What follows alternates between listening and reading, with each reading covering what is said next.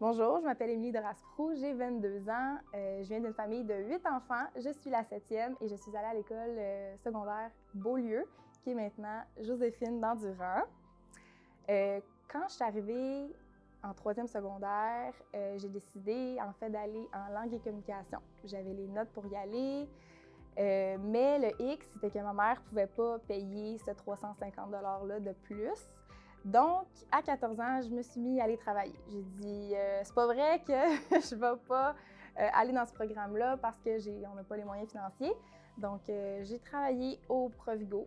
Puis, à chaque année, en fait, avec ma mère, on allait à la Saint-Vincent-de-Paul pour aller chercher un sac à dos. Tous mes frères et sœurs, on avait droit à ce petit sac à dos-là. Ça nous permettait d'avoir moins de dépenses puis de payer les frais scolaires aussi.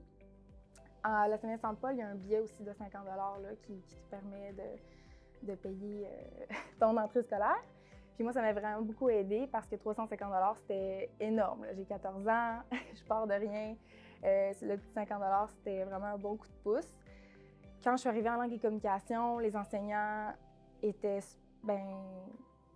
supportaient en fait vraiment tous les élèves. Puis ils ont comme normalisé un peu le fait de te rendre au cégep.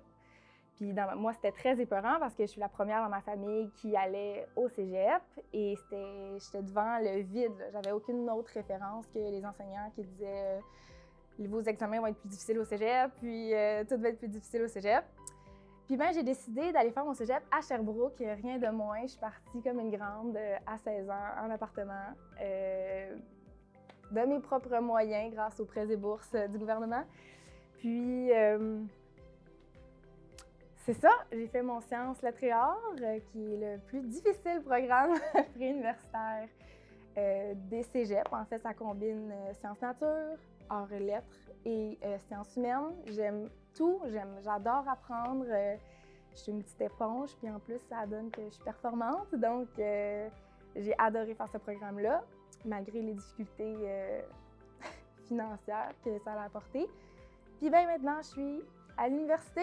Je suis en stratégie de production, qui est un double bac en com et en gestion. Puis je m'en vais en maîtrise en développement durable. Voilà mon petit parcours.